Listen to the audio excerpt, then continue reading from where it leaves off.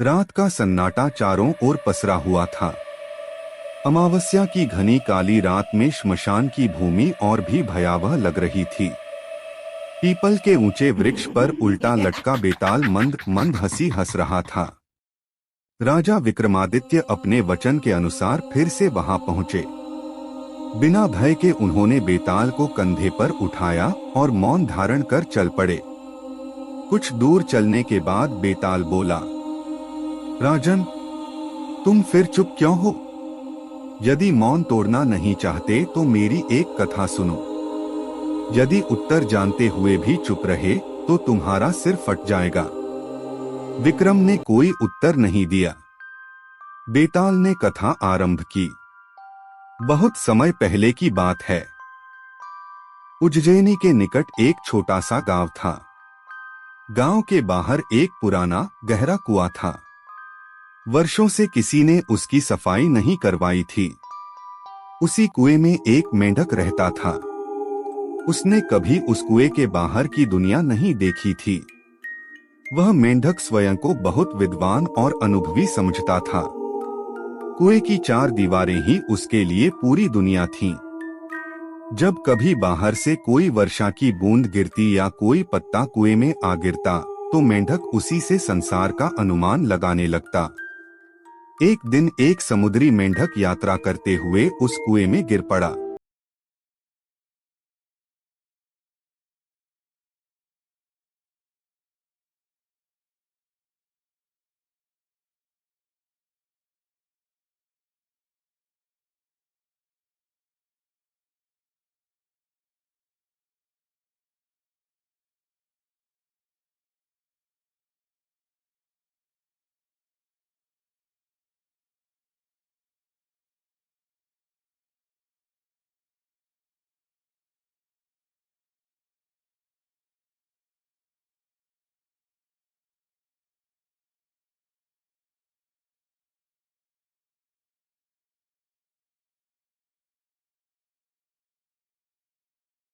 नहीं जा सकता।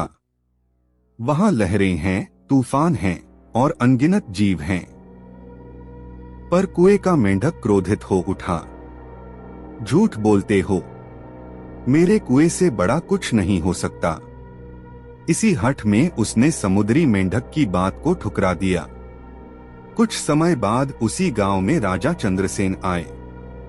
वे ज्ञान और न्याय के लिए प्रसिद्ध थे। गांव वालों ने उस पुराने कुएं की चर्चा की और बताया कि उसमें एक घमंडी मेंढक रहता है जो किसी की बात नहीं मानता। राजा ने कुएं के पास जाकर पुकारा, मेंढक, क्या तूने कभी कुएं के बाहर की दुनिया देखी है? मेंढक बोला, राजन, मेरे लिए यही संसार है, इससे बाहर कुछ नहीं। राजा ने आदेश दिया कि कुएं से मेंढक को बाहर निकाला जाए। जैसे ही मेंढक बाहर आया, उसकी आंखें चौंधिया गईं। आकाश की ऊंचाई, खेतों की हरियाली, नदी का बहाव सब देखकर वह कांप उठा। उसी समय समुद्री मेंढक भी वहां था। उसने कहा, देखा भाई, यह संसार है। कुएं का मेंढक शर्म से सिर झुका गया। उसका घमंड टूट चुका था। उसने स्वीकार किया कि सीमित ज्ञान से बड़ा कोई अज्ञान नहीं।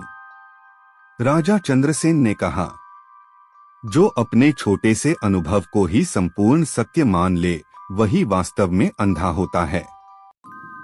कथा समाप्त कर बेताल बोला, राजन विक्रम, बताओ सबसे बड़ा अज्ञानी कौन था? कुएं का मेंढक जो दुनिया नहीं जानता था, या वह जो जानकर भी समझाने में असफल रहा?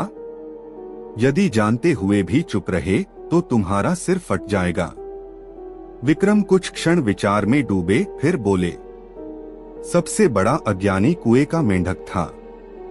अज्ञान होना दोष नहीं, पर अपने सीमित ज्ञान पर घमंड करना ही वास्तविक मूर्खता है। यह सुनते ही बेताल ठहाका मारकर हंसा। राजन, तुमने सही उत्तर दिया। और तुरंत ही बेताल राजा के कंधे से उड़कर फिर उसी पीपल के वृक्ष पर जा लटका। विक्रमादित्य बिना थके, बिना क्रोध किए फिर से बेताल को लाने चल पड़े।